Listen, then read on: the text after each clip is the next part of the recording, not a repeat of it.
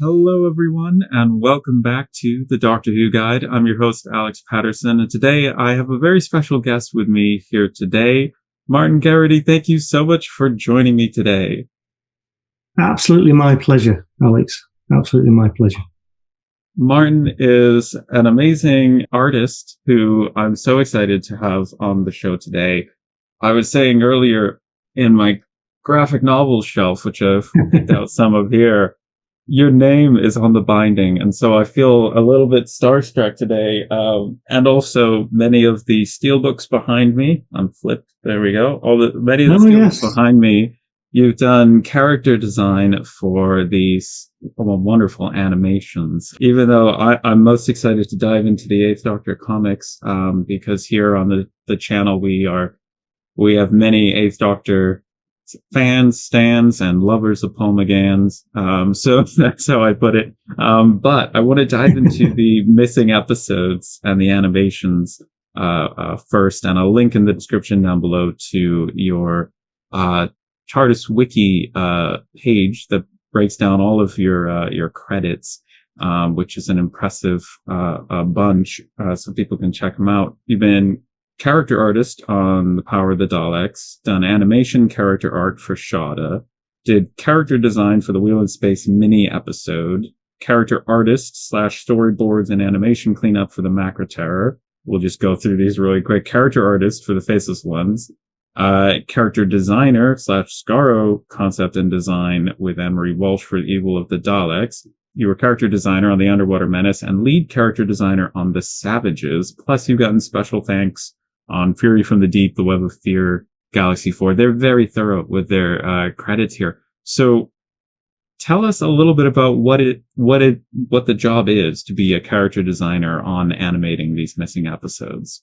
Completely different to me as a comic artist, because it's I just have to do the very much straight on 3/4 and 3/4 rotations of the characters, and it's the animators that have to then bring these things to life. Whereas when I'm doing a comic strip, it's I'm almost a director. I'm choosing the angles and the expressions and what have you. But when I do the character designs for the animations, it's very much simple line, straight on, no expression, just someone stood quite stiff in a 180, 360 rather. And kind of like a mug shot is what I'm thinking about. Pretty much. I've got to. I mean, I've been told. There's been occasions when I've kind of put my own kind of spin on things, and they said, no, you just got to keep it really straight, and just keep them as a model. That's what it is. It's a model. So I do them in pencil. And there's about with the Doctor, there's head up and down, 3/4, front on, back view, side view, and then the animators then put the mouth on, and because there's certain mouth shapes that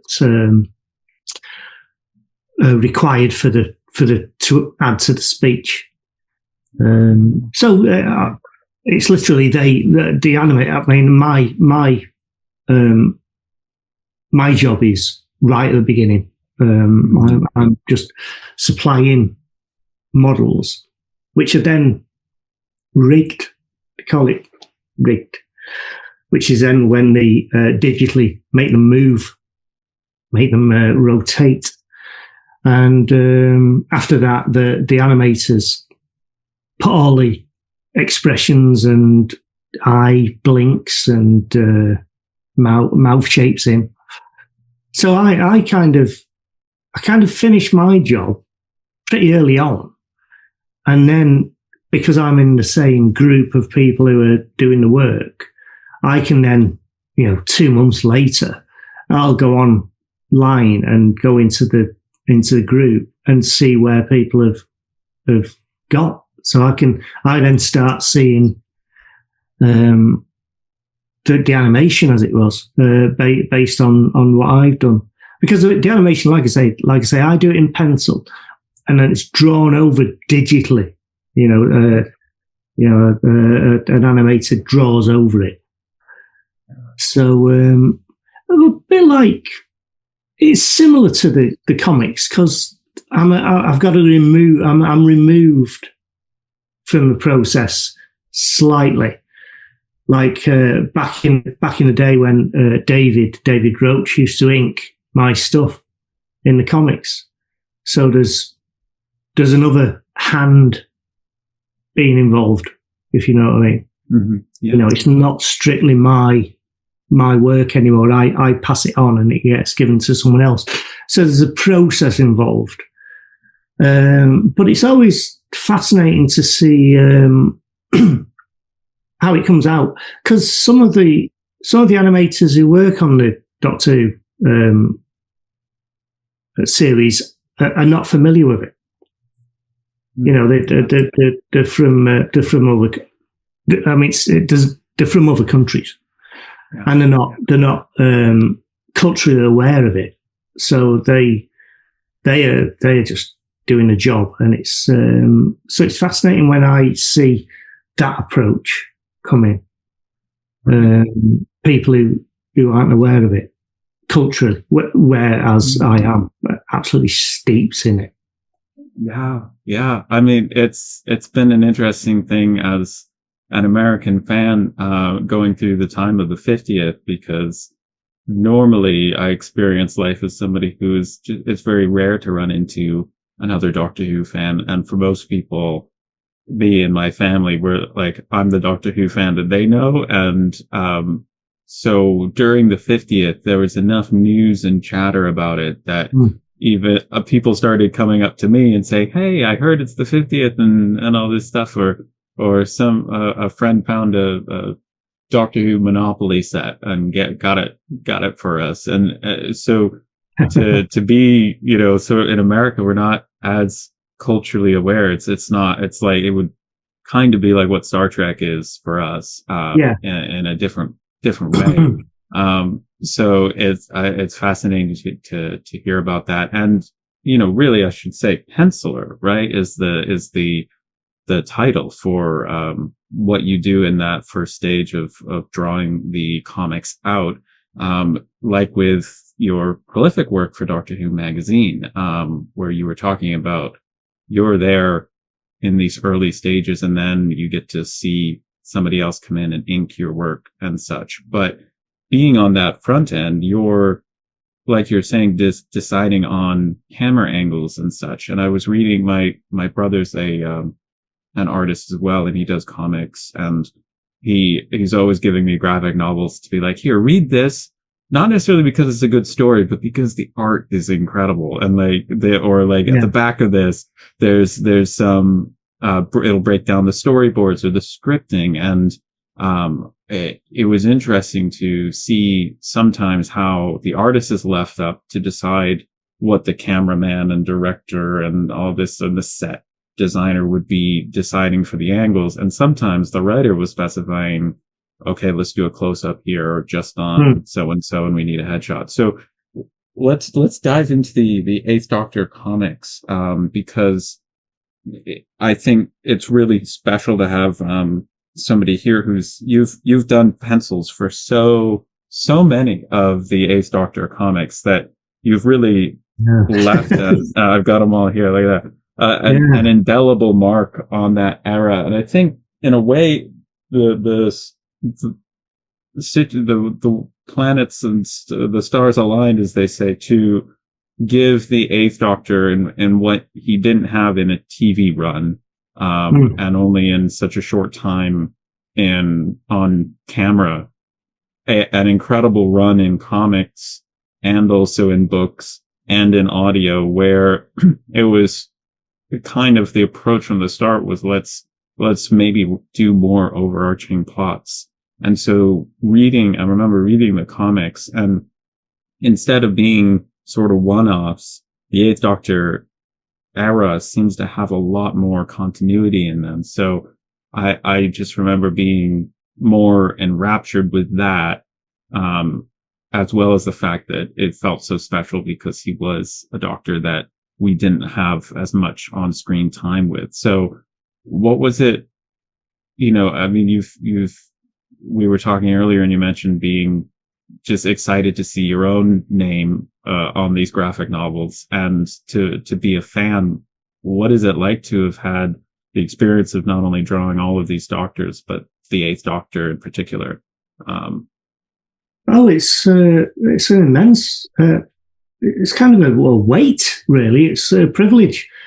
And like you say, when he said the stars aligned, I think we had Alan Barnes, Scott Gray, and Gary Gillett, who was editor of the magazine at the time. Alan and Scott were the writers, and I couldn't have wished for better writers to work with. Alan is kind of like, and I'm still working with Alan as we speak, or I have been up until the last couple of months.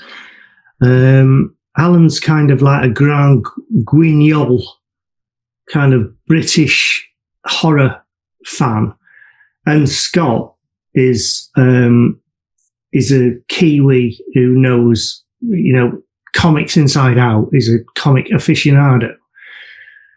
So working with those two was just fantastic, and the learning curve was immense. I kind of dropped into it because I was a fan of Doctor Who anyway, and I could kind of draw.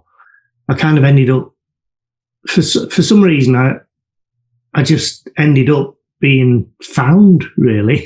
So, and I was working full time when I was first started drawing the comics. I was working, in a advertising job. So I was what's called a visualizer. So I was doing storyboards and concept art, and then coming home and then working till 2 a.m. on the Eighth Doctor stuff. So I was getting no sleep, So, but it was one of those things that I thought, right, well, I've bought into this. I've got to carry it through. And to be fair, a lot of the early Eighth Doctor stuff is shaky. But I've got to the point where now I'm quite happy with the standard of stuff that I do, and I've you just have to adjust your working hours to what you can do, really. But there's I mean, something like The Flood, which is a Cyberman story that I worked on with David Roach. That's the one, yeah. I mean, that's a high point. That's a high point. And the Burning, Hunters of the Burning Stone, that was a Matt Smith 50th anniversary. You've got them all at hand, haven't you? Well, you've chosen well. I don't have. Yeah, those stories. Those stories are things that I'll be really proud of for the rest of my career, really. So, as you should be. I was noticing at the list of like companions that you've drawn stories for and Doctors that you've drawn stories for is really impressive. Not because there are plenty of sort of cameo stories, right, where an artist might draw all the Doctors in a lineup or something, or a bunch of companions coming in, the Principles of Time comic series, and technically, yeah, absolutely, you did draw that story, but to take that to another level of complete stories that drawn for Doctor Who magazine, you've drawn for the majority of Doctors and companions, and like you say, that as a fan, that comes with a weight and a responsibility, and I think that Yeah. you've more than risen to the occasion and done just an incredible job. When you talk about like the animations, and I noticed then I think in Shada particularly, but in certain animations you will see uh references to other episodes, or like the Faceless Ones, you see a wanted poster for the master, which is quite fun on the in the backgrounts and stuff. Oh yeah, well, I wouldn't have. I didn't have anything. Right, right. But as you said, I think that was Rob Ritchie who put those in. You add in, but as a fan, you have that knowledge to be able to bring that care in those. So, were there any Easter eggs that you left in your comics in during the run like that? That you penciled? Not particularly. There'd be occasional, because when I first started doing the strip, we couldn't even, we didn't have access to the internet. Or nowadays, I can freeze a specific and shooty episode and get that exact expression that I want, and then print it off. I'll freeze it. I'll get a cam, a photograph of it on the laptop and be able to get it off. But when I first started, I think my first Doctor Who story was a Second Doctor Dalek story, and I think it was just after Tomb of the Cybermen had been found. So it'd been in that early 90s, 1992, 93. 93, I think, yeah. Yeah. So I'd bought that. Obviously, I just ran out of the house as soon as it was as soon as it was announced, and got a copy. Big clunky VHS, and plunged it into the player. And I think I was doing the that story then. So I was freezing. I was pausing the episodes. I had the telly next to me. I was pausing it. So there's a couple of shots in that very first comic strip that are from, Tomb of the Cybermen. Yeah. In terms of Easter eggs, other than that, it's always been left to me. I mean, there's certain things in various stories where Scott or Alan had said, "Oh, you throw something in here that's vaguely, familiar," and I'd do that. But nothing that I mean, I don't know. You always bring yourself to these projects, and so there's always little bits that I remember from being a child, and like I think I did a story set in Australia's version of UNIT. So there was an archive in the Australian labs of various things that the Doctor had worked on. So there's like Yetis and copies of the Mona Lisa and things like that. So I just you'd throw those things in because obviously you would, because Scott or whoever was writing it, Dan McDade maybe on that one, just sort of said, just throw any ephemera, Doctor Who ephemera into this into this panel. So I think there's even a cat. There's even a cat from Survival. It's just stuff like that. Just nonsense. Amazing. That's so fun. I'm pausing on a VHS is not nearly as easy as it is now on a laptop to be able to hit the space bar man, get the exact. Honestly, I can just. It's so easy now. And people say, "Oh, wow, you did a really good likeness of of this doctor. I've just like printed it out, put it on a light box. I just found exactly the right expression. But back in the day, I mean, you could not. When I was doing Paul McGann, I mean, there was no way. You couldn't find any. You'd be looking through Radio Times trying to find a picture of him. And I did then get. I got the VHS of the TV movie, but even then, he's in it for an hour. Right. So I was freezing. Sylvester's in it for the first 10 minutes, and then there's nothing, and then there's Paul McGann for the last. But it was so much easier. It's so much easier now compared to then. Right. Honestly, it was. I had to base we all did. The Doctor Who monthly team had to base the entirety of the Eighth Doctor on an hour's worth of material. It's incredible to get to the point where, because, and I'm interested to know, in when you're playing music, like on the piano, there's a point at which it becomes so ingrained in your muscle memory that you start to be able to think about other things while you're doing it. Is there, and it's fascinating to see that switch in your brain. Sometimes some parts will be muscle memory, and then you have to, I need to think about this.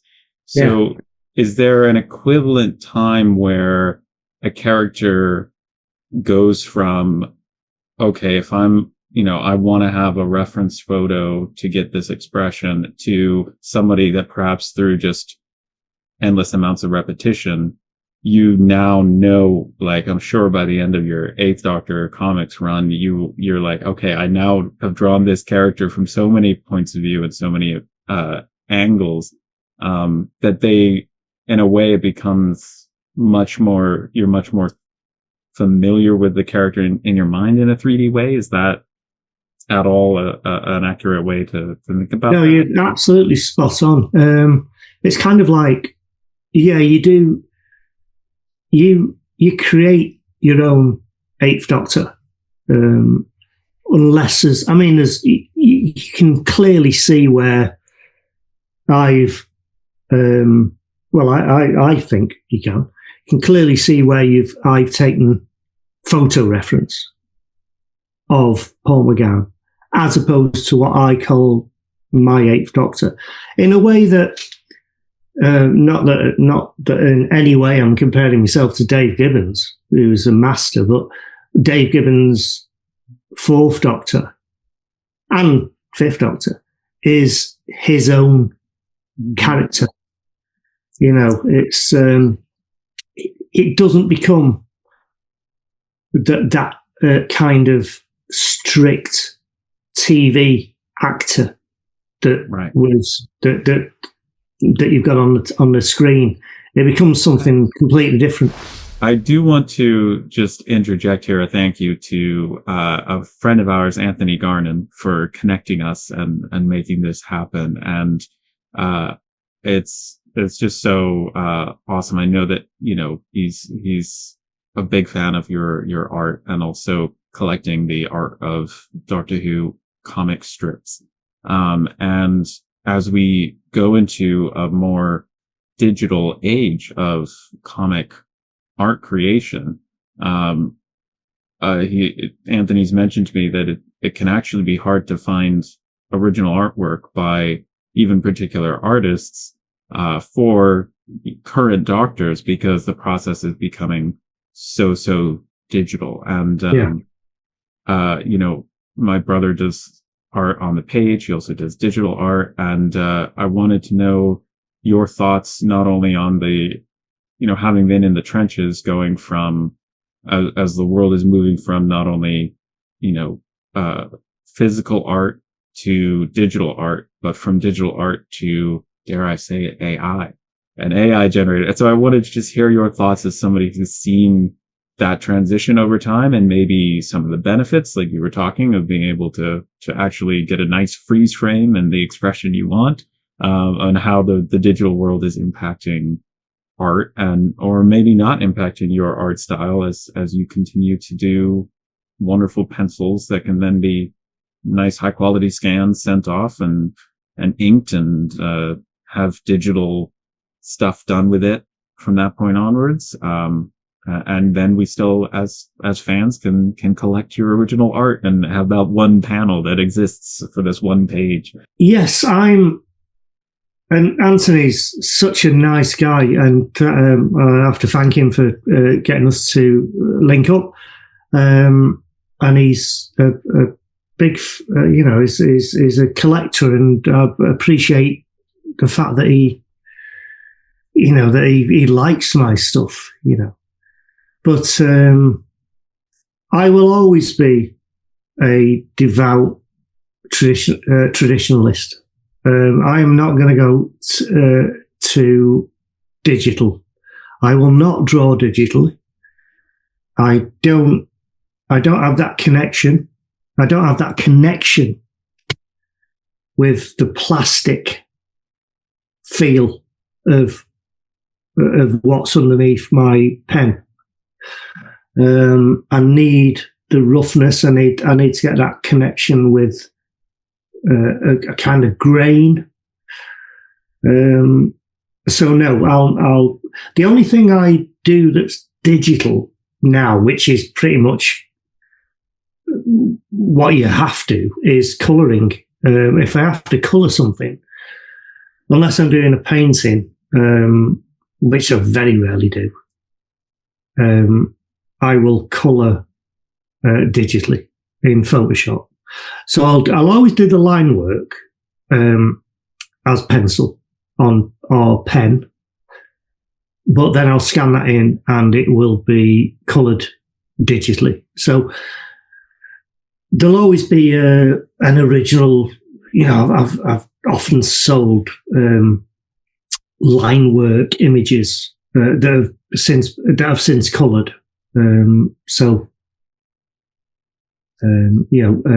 Various comic covers, for example, are always done in pen, and then I colour them in. But there's no way I would do line work in pen in digitally, because I just don't. I don't agree. It's not that I don't agree with it. It's that I can't do it. I just don't. I don't have that emotional connection to a tablet that I have and have had since I was 3, with a pencil, a pen, and a piece of paper. Yeah. So for you as an artist, was it? So you're talking about, being emotionally connected to the work. Was art? Did it fall into this category of something that you were always good at? And did you feel like called to create art? What was it that made you not only discover that you liked to draw, but that this is something that is it something that you feel compelled to do? Would you be doing it anyway, regardless? I think so. My my eldest brother, Paul, is he's a professional painter, an artist. He's a landscape painter. So he lives in Cornwall, which is a fair distance from where. Yeah, it's a fair distance from where I am. But he does, up until the last couple of years, he was doing landscape paintings of Cornwall. Now he's gone into kind of, slightly abstract, really weird shop doorways. I'm trying to figure out how to say this. He kind of sees a shop in somewhere in England, and he'll take a photograph of it and think, I can make a painting of this.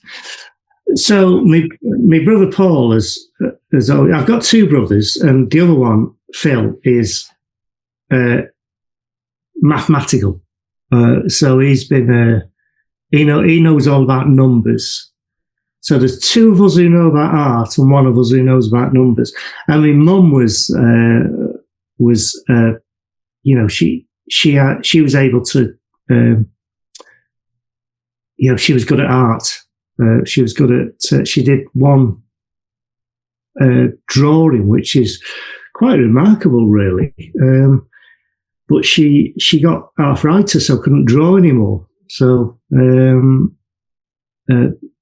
hands were knotted.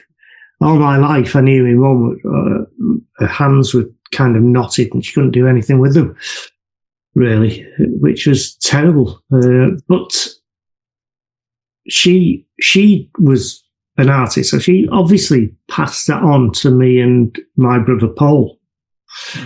And I think also, I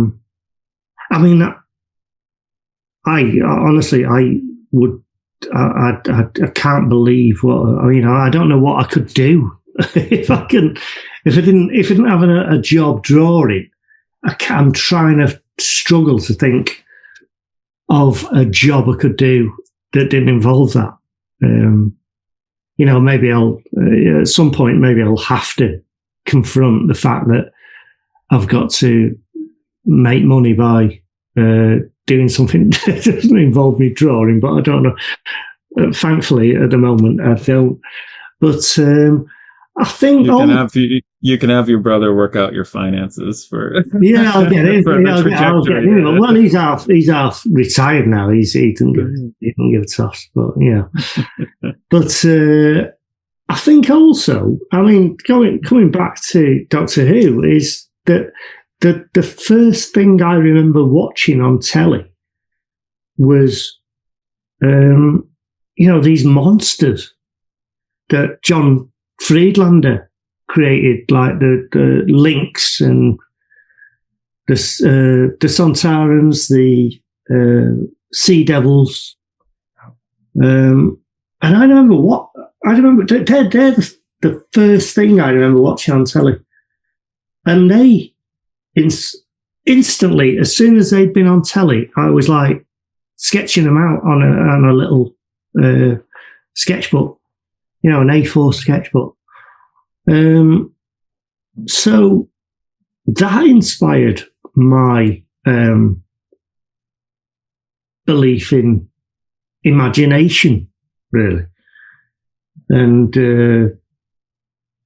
what you can do with that kind of what you can do with that that intelligence. And so I've got people like Terence Dix and Barry Letts to thank for my career, genuinely. And I don't say, and Philip Hinchcliffe, and Robert Holmes, and I don't say that in a kind of, I genuinely mean that. They gave me the career that I've got, these people. And I think that's an interesting thing with Doctor Who, in that because it is such a long running show, and it's kind of hard to, because it is a very unique thing.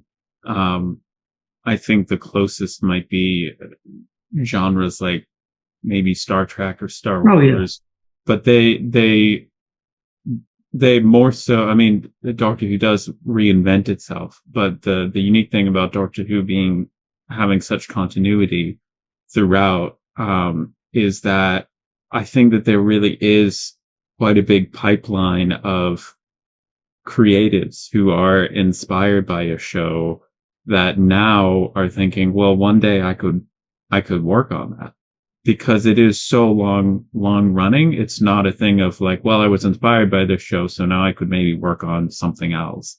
It is this amazing sort of runway of like, no, when I was young, I watched this and it inspired me, and now I can work on it and in that world. So I think that's that's really special, and it is very cool that you've got that, Well, familial connection as well to what it. kind of like what attracted me was that it was certainly from the season 11, the final Pertwee season, and into 12, 13, 14 was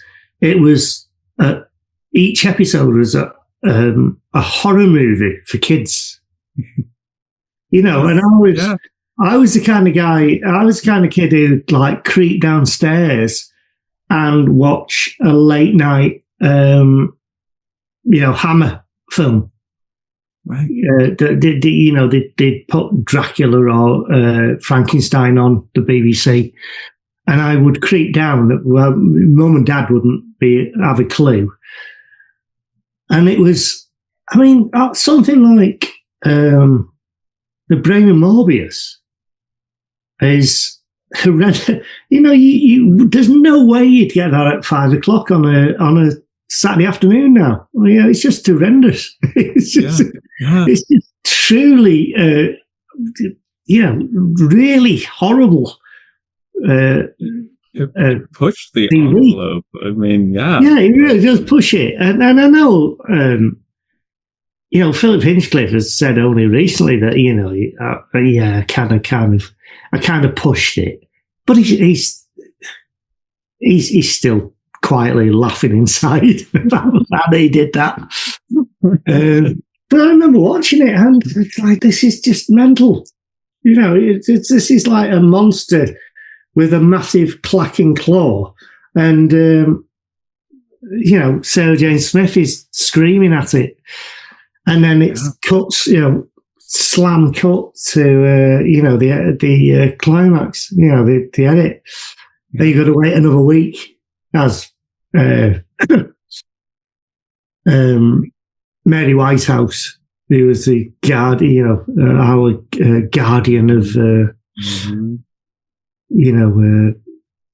standards at the time. But it's just, for me, for that, watching that and watching things like the third episode of The Deadly Assassin, just mind-bending TV. Genuinely mind-bending TV. And what a cliffhanger. TV that challenged you and actually made you what you are, really.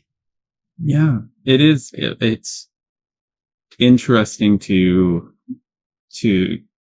compare and think about, like, this was, like you're saying, the time slot was, peak children's time. Have your tea, sit down as a family, watch something nice, and then all of a sudden you get this era that, like you're talking about, and the handoff between Terrence Dicks and Barry Letts and their time on the show, and then season 12 still being, the commissioning, the impact, the full control for Hinchcliffe and Holmes came with subsequent seasons from 13 and 14. Yeah. And so you see those, as soon as they get full control, you can see, okay, this story's inspired by like The Mummy or The Invisible Man or Frankenstein, or, all these examples. And in a way, I think it gives a strength to those stories, that a different strength, in that you now have part of Doctor Who's wonderful challenge is, in a short period of time, whether it's 45 minutes or 25 minutes,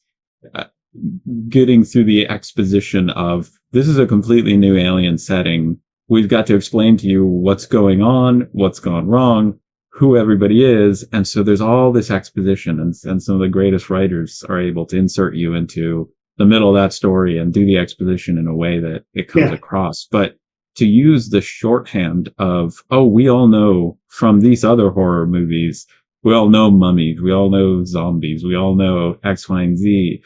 All of a sudden the audience got it, and we could do like oh, this is a mummy, but it's a robot, and that's the Doctor Who thing, or it's this horror thing, but it's really an alien. So so that shorthand, I think, was so powerful in adding this third layer of familiarity to what was Yeah. happening and what was going on. But I think it's really important to remember the kind of shockingness of that time slot, because we look, and like you're saying, you have this cliffhanger that's, I'm sure as a kid, you really were not only attached to those characters, but really scared for them, for their lives, to, like, it wasn't the sort of, there wasn't, and especially in a show like Doctor Who, where the main character can be killed off one day and come back as a completely different actor. And you'd seen that transition with John Pertwee to Tom Baker. So you didn't know at the time that Tom Baker would go on for 7 seasons. No, not at all. It was Not every cliffhanger was like, will this person survive? And I've recently this year, I've given myself a challenge to watch every Doctor Who episode on the day of the year that it originally aired. Oh, So really? I've been, the first 5 months of the year was like 100 episodes a month. And then July, August had like maybe 15. And now it's gearing back up for the fall. But it's been really, really fun to watch the episodes on a weekly basis.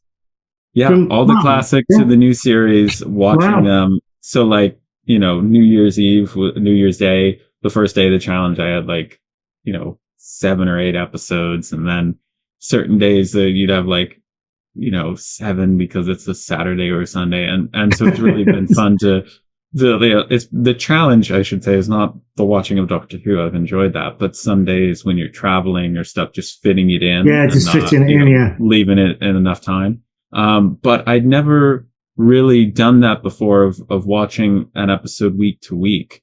And other than when the new series, starts to air, with the new episodes. So it is a really fun way that I encourage people, watching to do as well, is to take a story and watch it week to week, and even a whole season that way. It's been really fun because, I love the routine that you start to feel of like, this is my season 13 day where I get to watch. Right now I'm watching Planet of Evil and stuff, and I love that. Give yourself that time between to experience it, because in an age, especially now, when, thank goodness, it's so easily accessible and easily bingeable, there is a fun side to forcing yourself to wait that time. And what I like about this particular challenge is I'm not giving myself 5 days off or 6 days off of no Doctor Who. There's always some new Doctor Who. Thankfully, for most of the year, I think there's only 40 days of the year that there isn't a Doctor Who episode on. So there's always something for me to watch, which is quite fun. So I absolutely agree with that, because, that kind of appointment to view, in an age where everything is freely available, has been lost. And I mourn that.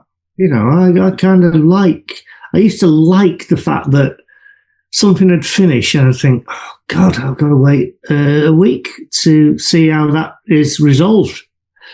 And some people quite happy to have been, get rid of that. But I always loved that. You're left on tenterhooks. Yeah.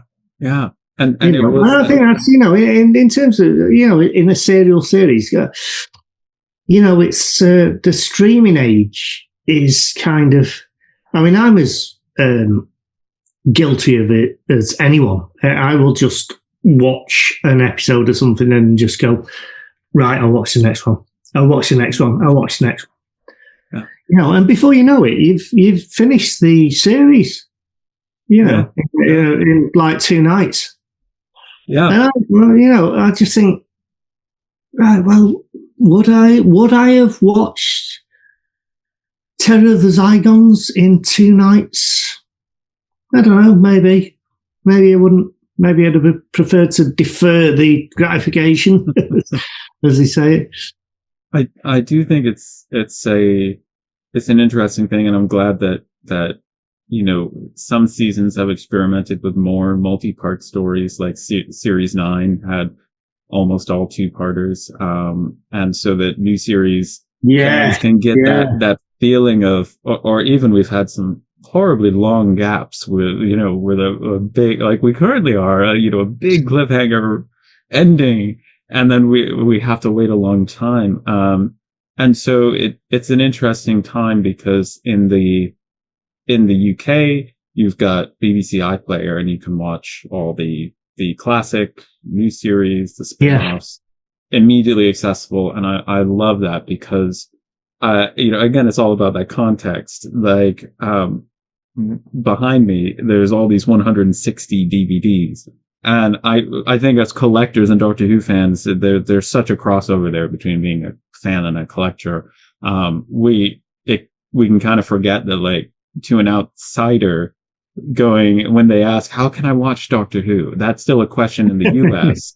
That is not easily answerable, because you have the whole 97 missing episodes. And so I was recently trying to explain to a friend who is insistent that, no, I want to start at the beginning. They like TV from the 60s, 70s, 80s. So they're like, no, I want to start Doctor Who from the beginning. You can't start from the beginning, because Anthony Coburns' son won't let you. So I have to explain these interesting challenges with experiencing Doctor Who for me. And in the US, thank goodness there's a YouTube channel that's the official Doctor Who, classic Doctor Who full episodes. And I think they've got, I'd say, 70% of the stories that are available to watch on there now. And there are new ones coming out every day. So I love that it's accessible. And I think Pluto TV you can watch, like, free with ads, and that's the most accessible Doctor Who's ever been. So I don't begrudge anybody the ability to binge, but I would also say that it's really fun to experiment with, like, having a Doctor Who night of the week, and like having, watching an episode, and like you're saying, trying to recreate that feeling of, oh, there's a cliffhanger and I don't know what's going to come next, and that joy of, oh, it's this time of the week again, and I get to sit down, and you get that in the fall. I think when your new shows that you watch are coming back, I have certain shows that I'm like, oh, it's Wednesday night, I get to watch X, Y, and Z, or oh, it's Thursday, there's a new episode of this on or that on, and so I think it's really, that is a fun because you kind of you lose that. Saturday night for me was Doctor Who. It was kind of, I was getting giddy about watching it. And I still think, not that I was around to watch it, but I still think the first episode of, An Unearthly Child is one of the masterpieces of British TV. Yeah. I mean, you can't. I mean, it's just, it's so well done and intriguing and enthralling, and for that time, for that time in the 60s, something that's just plain weird. Yeah. And it carried on. It became something more. It carried on and became something more. But yes, for me, I remember really looking forward to Saturday nights and thinking, in the from the mid-70s, it was always going to be, right, I've got to go home and watch Doctor Who now. Mm-hmm. And that appointment to view is, I don't know. I know that in Britain, Strictly Come Dancing is the big thing, when that comes around. But that's really the only thing that is regarded as like, well, let's sit down on a Saturday night and enjoy this, which is a shame for me. I don't know, personally. I just wish there was more of that, but, and I do appreciate the as we were talking about, it can, because a lot of times I advise people to, like, if they're wanting to start classic Doctor Who and watch through that, and if it seems like maybe they've tried first Doctor, second Doctor, and maybe the gaps or the missing episodes or the black and white, or if they're just not vibing with it, rather than having them write off classic Doctor Who, I'll advise, the third Doctor is actually a really great starting point, because the format of the show, it explains what you need to know, and then moves into the fourth Doctor, who for him collapsing out of the TARDIS is perfect. Yeah. I mean, the thing is, though, it's all on film. So people think, "Oh wow, it's going to be like the Avengers," and then all of a sudden he goes into a videotape. Yeah, but season 17, I will die on. I'll die on the hill of season 7. That is just such a fantastic season. Incredible, and I love that these Blu-ray box sets, again, just making it more accessible. But also, I think when it was all DVDs, and it's fascinating to think about the ways in which the mediums that we collect Doctor Who, and whether it's comics and even those coming out, on a regular schedule, there's a new comic book day. Like the way in which we experience the medium shapes the way that we experience the show. When it's individual DVDs, I remember there's, and I've been posting videos for 9 years now. So I remember that there's so much conversation about this story is better than that story. And now I'm fascinated to see, as we have more and more generations of fans experiencing classic Doctor Who in season long box sets, them talking more about this season is better than that season. And I love that, because when I've been reading through the complete histories this year, I think I've read about 30 volumes of it. It's a 90-volume book series on the production of Doctor Who. And it's fascinating to see the way in which an entire season and even an era of production is an ecosystem. You didn't get certain stories. You have this amazing location filming and budget and film shots, and we love this story. But then there's another story down the line that suffers because they had to give all of their location filming allocated to it. So now they're stuck in studio with a very small budget. And so I'm like, you can't have that story without having this story. And to look at it as an ecosystem, and one that, like, even you read about the production and you see how if there was a strike or a run-on or a delay, it affects the next story, which affects the next story. They have less and less rehearsal time. And then thinking about the 60s, and you look at even just these facts that on their own would seem potentially boring to somebody on the outside, of like, this was the filming date and this was the broadcast date. If you connect them, you're biting your fingernails, because you're like, that's so little time between when they finished filming it and when it aired. Like the schedule. Well, I'm reading David Brunt's production diaries of the William Hartnell era. Amazing, yeah.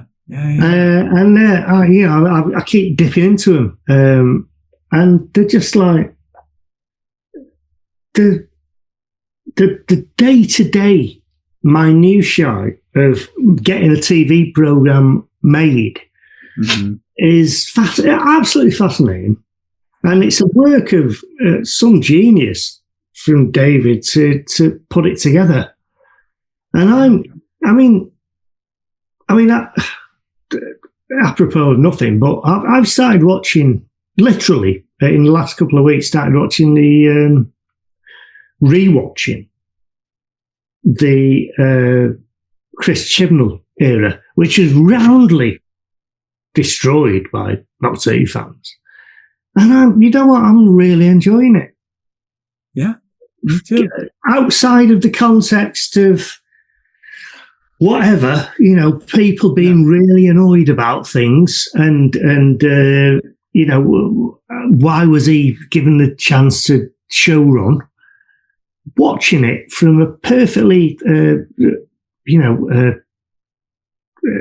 outside viewpoint, I'm really enjoying it.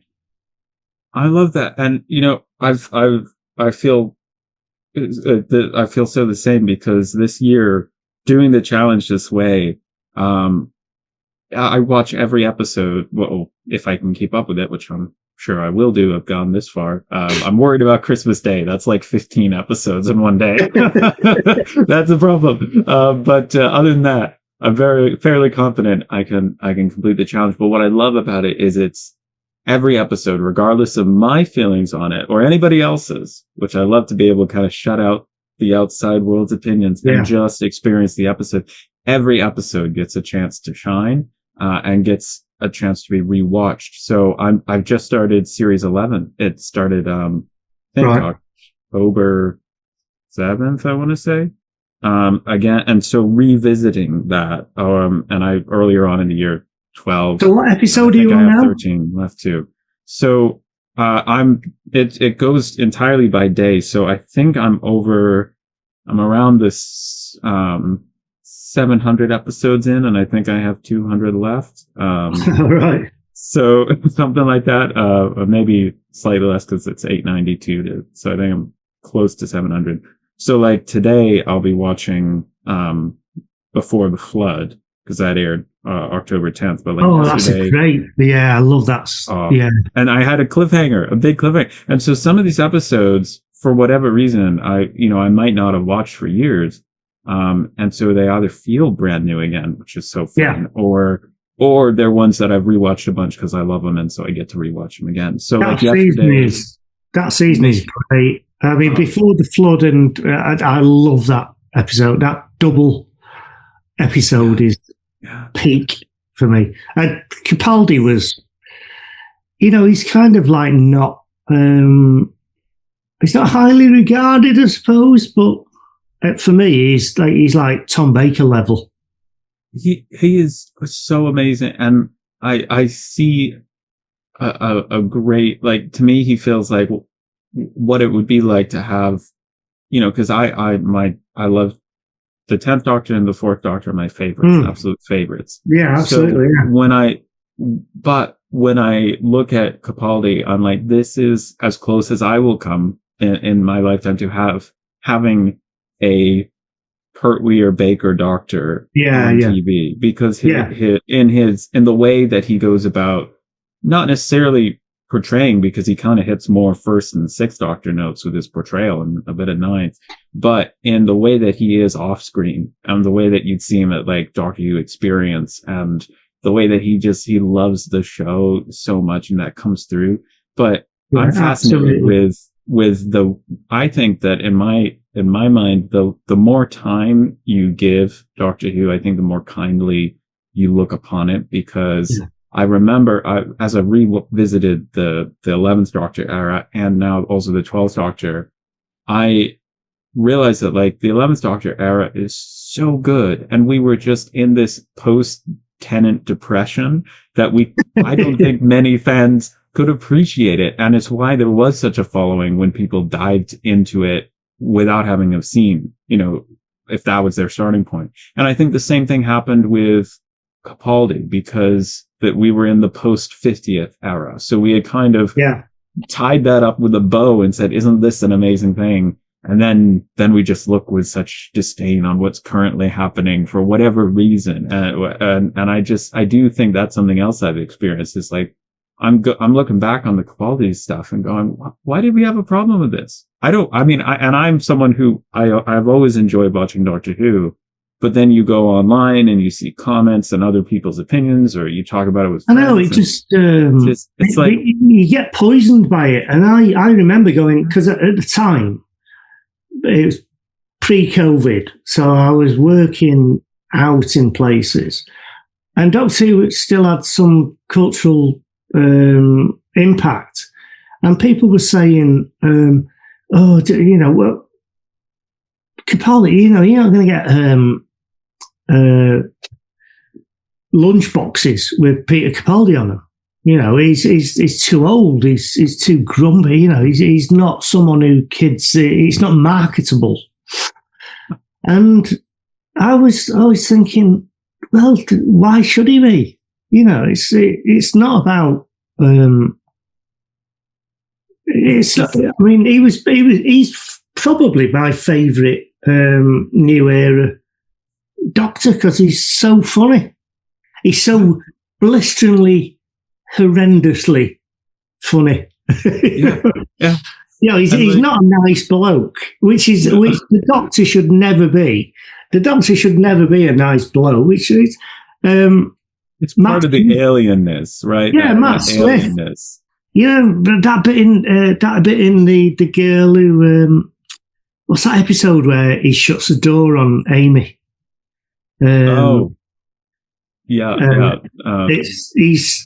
He's truly nasty, and that's what I want in my Doctor. I want someone who will do the thing that's not expected, which is what Paul did, and which is what Matt Smith did as well, and to a certain degree, Tennant every now and again, in the Waters of Mars, Tennant was slightly dark. So I want my Doctor to have a dark edge to him. Yes, absolutely. Well, once again we have this Zoom limit. So I can't believe the time has flown by. So it's been amazing to have you on, and I'm just so grateful for your time. And I feel like we scratched the surface of your contributions to the show, and I'm just so grateful for this time with you. So thank you. Oh, Alex, honestly, it's been an absolute pleasure. I'm sorry it's run out. Didn't realise we'll hop on. I'll send you yet another link, but I want to respect your time. We'll wrap up ourselves and just chat